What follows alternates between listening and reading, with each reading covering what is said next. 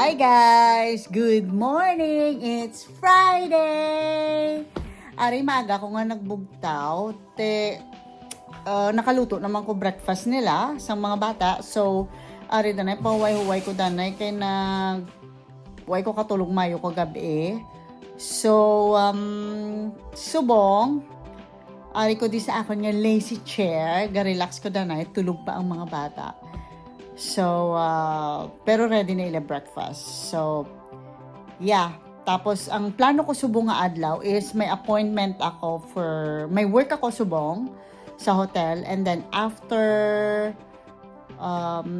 ko mag-work sa hotel is, makatudanay ko sa, may ara ko nga, card for Starbucks, which is, kada order na namon ginastampe na siya, mga pulo na siya kabilog na stamp. So kung mag-order ko biduwa, stamp nila duwa man.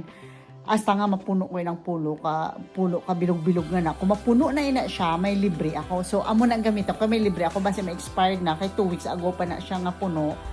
So makato ko sa Starbucks karon after work ko, makato ko dito tapos mainom-inom ko danay kay alas 3 ako ng appointment mo. So kung normally kay hindi busy gid sa hotel subong, so mga matapos siguro ako mga alas 2.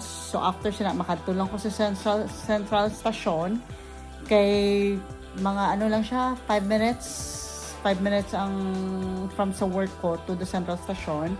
So mahulat lang ako sa oras to, tapos malakat lang ko dayon from Central Station pakadto to sa balay sang gin-appointmentan ko. And then after that, kay gin-schedule ko ang mga bata. Normally, as long wala holiday, ang mga bata is may after school. Ginasugat sila sang Don Bosco sa school sang 3:15. Tapos ginadala dito sa place kung sa diin sila ang tawag diri sa nila Star Fit. So but sila inang may activity sila nga only focusing sa Netherlands language. Ginabutan ko ako mga bata kay since wala kami ga istorya sa Netherlands diri sa balay, is all English.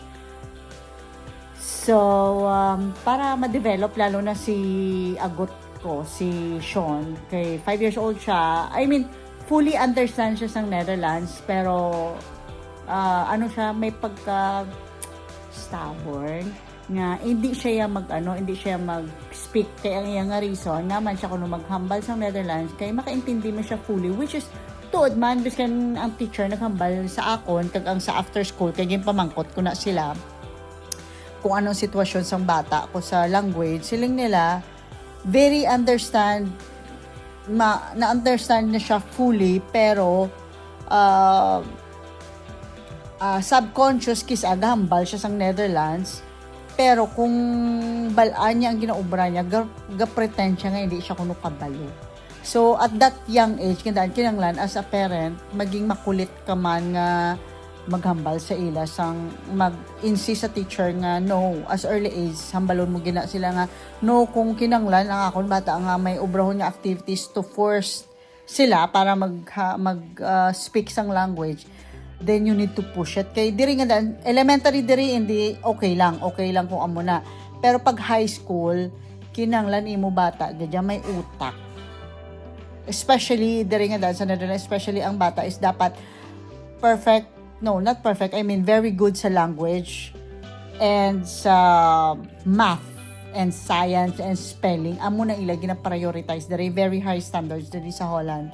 So amo na kay ako nga dali hindi ko gusto gid nga mag-amo na kay naagyan ko na sa subang ko sa una, pero luckily sang nag-high school ang subang ko, iya nga level is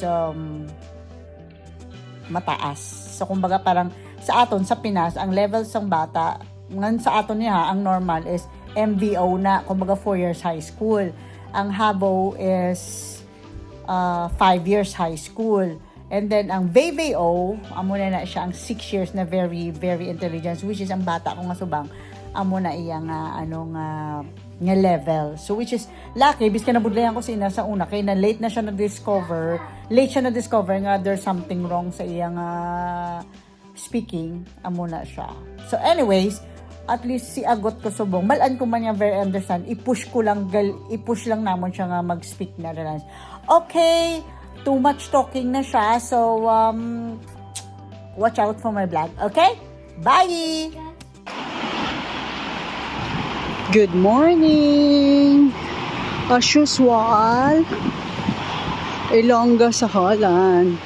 Kakadulong ko lang sa mga bata sa school.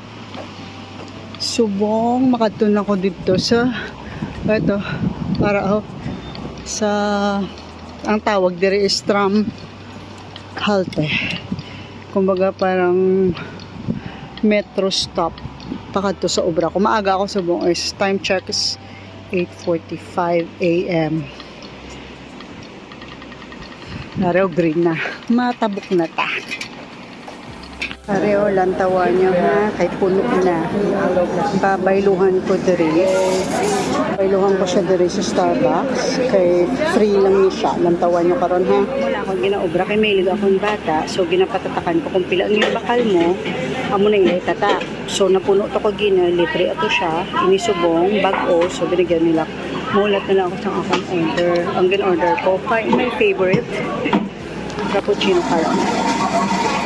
Ginaobran nila ako na order. Gintaon na nila cappuccino caramel. Pero tripan ko lang kung pwede na siya butangan nutmeg or chocolate. Pero mas gusto ko chocolate. Na habang kung ko di danay kaya ako na appointment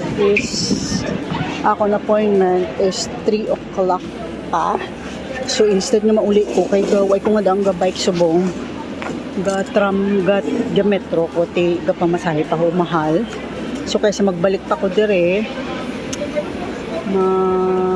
mahulat na lang ko before 3 kay malakat ko 13 minutes from Central Station pakadto sa iya lugar. Ari lang naman di ang iya sa likod ng sang stasyon. So yeah, makapida na ita. Isda. Natuna. Sisig na baboy. Happy birthday. Wala bang kanta dyan? Happy birthday to you. Happy birthday to you. Happy birthday, happy birthday. Happy birthday to you. Ilang taon ka na tayo? 22? 45. Bang bang. Nyo lahat ha. Hi guys! Time check is alas 12 sang kaagahon.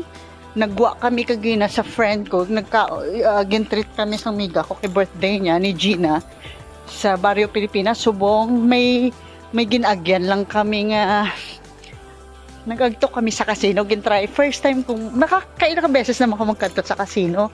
Pero first time kong magtaya sa ruleta. Baw na perde ako 20 euro total of mga 2,000 pesos, 1,000 pesos. Pero mayo man, kay paglipat ko sang isa ka ruleta, nabawi ko ang 20 euro ko. O, diba? Nag-stop na ko dayon. Galing kay ang friend ko, kinanglan nga mag-uli, kay may work siya buwas. 8 o'clock siya maumpisa sa aga. So, mayo man, nag-stop man, kay hindi ko na kaya mag-late kay early bird daan kuya. So, yeah, ari na ko di sa balay. Bye!